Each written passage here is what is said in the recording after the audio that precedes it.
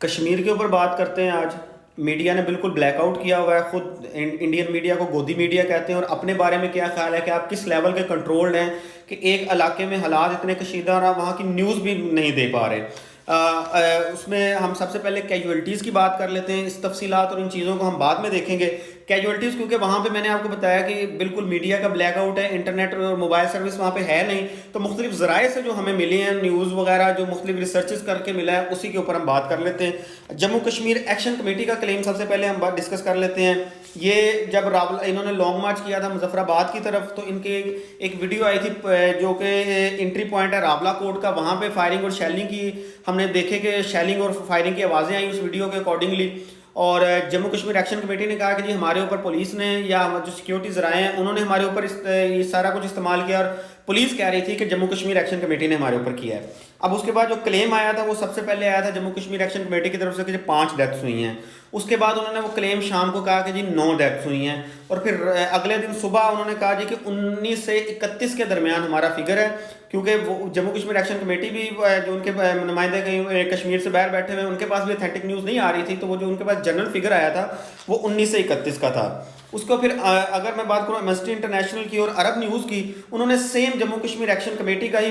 Figure کلیم کر کے وہ 19 سے 31 والا ہی دیا. دوسری طرف کشمیر ٹائمز جو ہے اس نے 3 سویلینز کی ڈیتھ کلیم کی, نیو یارک ٹائمز نے 2 ڈیتھس کلیم کی, گرگن ڈی نے 30 ڈیتھس کو کلیم کیا, اور انڈیپینڈنٹ اردو جو ہے اس نے بھی 30 ڈیتھس کی. اگر ہم آن این ایوریج لگا لیں تو تقریباً 10 سے 15 ڈیتھس بن رہی ہیں. یہ جتنی بھی ان کی کلیمز تھی ان کلیمز کو اگر ہم آن این ایوریج کریں, اس سے پہلے جو کلیش ہوا تھا 5 جون 2026 کو ہوا تھا جس میں 4 پولیس اہلکار اور 7 سویلینز کی ڈیتھ ہوئی تھی, جس کے بعد جموں کشمیر ایکشن کمیٹی کو کل عدم قرار دیا گیا, جس کے بعد جموں کشمیر ایکشن کمیٹی فورن فنڈڈ ہو گئی, جس کے بعد جموں کشمیر ایکشن کمیٹی را کی ایجنٹ ہو گئی, جس کے بعد جموں کشمیر ایکشن کمیٹی کو را کا دوسرا چہرہ قرار دے دیا گیا, اور کہا گیا کہ جی تحریک Taliban Pakistan T T P کے لوگ بھی اس کے اندر ایڈ آن ہیں. اس کے بعد ہم نے کیا دیکھا,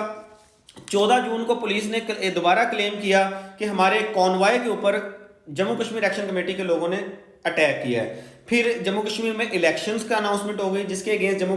کشمیر ایکشن کمیٹی نے کہا کہ ہم نے جناب یہاں پہ الیکشن نہیں ہونے دینے. اس کے بعد انہوں نے مظفر آباد کی طرف لانگ مارچ کا اعلان کیا جس میں پھر کلیش ہوا, اور میں نے ڈیتھس آپ کے سامنے رکھ دی ہیں. اس کے بعد پیمز کا بتایا جا رہا ہے, پیمز میں 3 سے 4 چیسٹ واؤنڈ کیسز آئے ہیں جو کشمیر سے بلونگ کرتے ہیں. پھر ہم نے دیکھا ایک پونچھ سیکٹر کی پریس کانفرنس سیکیورٹی ہمارے جو آئی جی ان کی, انہوں نے کہا کہ وہاں پہ کوئی کیجولیٹی نہیں ہوئی ہے, ایک پولیس اہلکار کی ڈیتھ انہوں نے کلیم کی. حالانکہ یہ ہم بالکل ایک مضحکہ خیز بات تھی کہ پولیس اہلکار کی ڈیتھ ہو رہی ہے وہاں پہ کوئی کیجولیٹیز نہیں ہو رہی, کیونکہ یہ ہے ایگو ورسز ایگو کا کلیش اس وقت ہو رہا ہے. اگر آپ کہیں کہ جی 100% Kashmir action committee Jammu Kashmir action committee ٹھیک ہے, وہ بھی بالکل غلط ہے. ایک اگر آپ کہیں 100% حکومت ٹھیک ہے, وہ بھی غلط ہے. It's a clash between 2 egos. اور اگر اس کے بعد میں یہاں پہ اگر کوئی ویڈیو میری میں معتبر ذرائع کو کہوں گا آپ اپنے وفاقی وزراء کو تو پٹا ڈالیں نا, وہ معاملات کو صحیح کرنے کے بجائے اور خراب کر رہے ہیں. اب میں عطا تارڑ کی بات کروں, انہوں نے کہا کہ یہ را فنڈڈ ہیں, را کے ایجنٹس ہیں. دوسری طرف وزیر اعظم آزاد کشمیر جو ہیں وہ کہتے ہیں کہ یہ ہمارے ہی ناراض لوگ ہیں. اب ہم ان کی بات مانیں یا ان کی بات مانیں, آپ ہمیں بتائیں کہ ہم ان کی عطا تارڑ کی بات مان کے ان کو فورن فنڈڈ را کا ایجنٹ مانیں, یا وزیر اعظم آزاد کشمیر کی بات مان کے ہم اس کو ناراض لوگ مانیں. دوسرے وقت خواجہ آصف کی بات کروں, خواجہ آصف صاحب نے پہلے بیان دیا کہ کشمیری کون ہے میں بتاؤں گا. اس کے بعد انہوں نے کہا کہ انڈیا, را اور Jammu Kashmir action committee same ہے. پھر رانا ثناء اللہ صاحب نے بیان دیا, انہوں نے کہا کہ یہ ہمارے ہی ٹرینڈ شدہ لوگ ہیں جو بندوق اٹھا کے ہمارے ہی خلاف آ گئے ہیں. وفاقی وزیر ہیں آپ رانا صاحب, آپ کی بات کے اوپر اگر میں کہوں تو یہ ثابت ہو جائے گا, انڈیا کہے گا کہ جی جو باتیں میں کر رہا ہوں, جو ہم کر رہے ہیں بات, وہ تو اس سے سچ ثابت ہو رہی ہے کہ جی پاکستان جو ہے وہ فورن فنڈڈ ہے, لوگوں فورنلی ٹرین کرتا ہے اس طرح کی جہادی تنظیموں کو.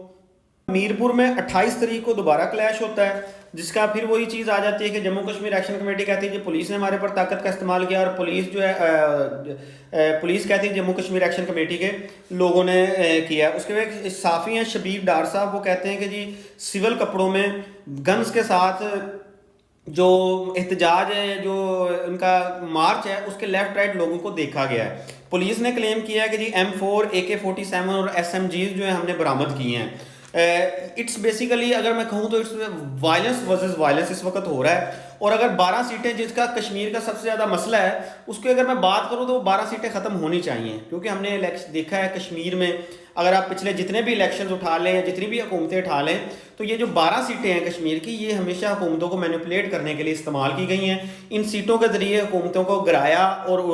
بنایا گیا ہے. اور یہاں ہمارا پاکستانیوں کا موقف یہ ہے, جو پاکستانی حکومت ہے ان کا یہ موقف ہے, کیونکہ ہم جموں اینڈ کشمیر جو انڈین حصہ ہے اس کو بھی سیم سمجھتے ہیں, تو انہی کی ریپرزنٹیشن ہم نے اس مد میں یہاں پہ دی ہوئی ہے. جو جموں کشمیر کے لوگ ہیں جو اس وقت آزاد جموں کشمیر جس کو ہم کہتے ہیں وہ لوگ ہیں, وہ کہتے ہیں کہ یار یہ لوگ پاکستان میں رہ کے, پاکستان کے مختلف شہروں میں رہ کے ہمارا فیصلہ کیسے کر سکتے ہیں. اور یہ بات ان کی بالکل ٹھیک ہے, آپ نے ان کو ریپرزنٹیشن دینی ہے, آپ ان کو ریپرزنٹیشن کا کوئی اور طریقہ استعمال کر سکتے ہیں. اور اگر ہم اس چیز کی بات کریں کہ اگر جموں کشمیر ایکشن کمیٹی اپنا مطالبہ احتجاج کے ذریعے سڑکوں کے اوپر کر سکتی ہے تو وہ بھی بالکل غلط ہے. آپ کے آئین جو کشمیر آئین ہے آرٹیکل 22-23 اس کے اکارڈنگلی اگر ہم چیزوں کو دیکھیں تو آپ اگر فار اے مومنٹ ایک آرڈر نکال کے وہ کہہ دیا جاتا ہے کہ جی ٹھیک ہے جی 12 سیٹیں ختم, کوئی بھی 12 سیٹوں کا حامی آپ کی جو سپریم کورٹ آزاد کشمیر ہے اس میں جائے گا اور آئین کے قانون کے تحت وہ سیٹیں دوبارہ بحال ہو جائیں گی. آپ جب تک اس چیز کو آئین سے نہیں نکالیں گے اس وقت تک یہ چیزیں سارٹ آؤٹ نہیں ہوں گی. اور آئین سے نکالنے کے لیے پارلیمنٹ کی 2/3 اکثریت آپ کو استعمال کرنی پڑے گی. اگر آپ کہتے ہیں کہ اس طرح سڑکوں پہ آ کے یہ چیزیں حل ہوں گی تو یہ چیزیں سڑکوں پہ آ کے حل نہیں ہوں گی. دوسری طرف اگر آپ گورنمنٹ کی بات کریں تو گورنمنٹ کو اگر لگتا ہے کہ آپ اس طرح اس کلیش کو سارٹ آؤٹ کر لیں گے تو ایسے یہ کلیش سارٹ آؤٹ نہیں ہوگا. جو بڑے ہیں ہمارے, چاہے وہ سول ہیں گورنمنٹ کے ہیں, چاہے وہ ملٹری اسٹیبلشمنٹ ہے, چاہے سول اسٹیبلشمنٹ ہے, ان کے لوگ بیٹھیں ان کے ساتھ بٹھائیں, ان کو کہیں کہ بھائی ٹھیک ہے, آپ ان کو گارنٹی دیں کہ بھائی یہ ٹھیک ہے اگلی حکومت جو ایسی بنے گی اس میں 2/3 اکثریت کے ساتھ سب سے پہلے یہ 12 سیٹیں ختم کی جائیں گی. اس میں آپ جموں کشمیر ایکشن کمیٹی کے لوگوں کو ہیں کہ آپ بھی الیکشن میں حصہ لیں, آپ الیکشن میں آئیں, اسمبلی میں بیٹھ کے ان چیزوں کو سارٹ آؤٹ کریں. یہ جو وائلنس ورسز وائلنس کے ساتھ آپ اگر کہہ رہے ہیں نا چیزیں سارٹ آؤٹ ہوں گی, تو وائلنس ورسز وائلنس کے ساتھ یہ چیزیں سارٹ آؤٹ ہوتی ہمیں نظر نہیں آ رہی اور نہ ہی یہ ہونی ہے. کیونکہ اگر آپ وائلنس ورسز وائلنس سڑکوں پہ رہ کے ان چیزوں کو سارٹ آؤٹ کر لیں گے جموں کشمیر ایکشن کمیٹی کے لوگ, تو آپ کے سپریم کورٹ کی ایک ورڈی کی مار ہے یہ 12 سیٹیں. جب تک آپ ان کو نہیں نکالیں گے اپنے آئین میں سے تب تک یہ سیٹیں رہیں گی اور ان سیٹوں کو آئین میں سے نکلنا چاہیے. آپ وہ جو بلاول کی ایک ہے تھی کہ آپ مخصوص سیٹوں کے ذریعے اس چیز کو کر دیں, یا آپ جموں کشمیر کے لوگوں کو کہہ دیں کہ آپ خود ہی ان میں سے لوگوں کو اناؤنس کر لیں نا, کیونکہ وہ کشمیری جو وہاں پہ بیٹھے ہوئے ہیں وہاں پہ وہ خود ہی دیکھ لیں جی ہم نے اس بندے کو, آپ سیکٹرز کر لیں, مظفر آباد سے ایک سیٹ کر لیں, ایک میر پور سے, کوٹلی سے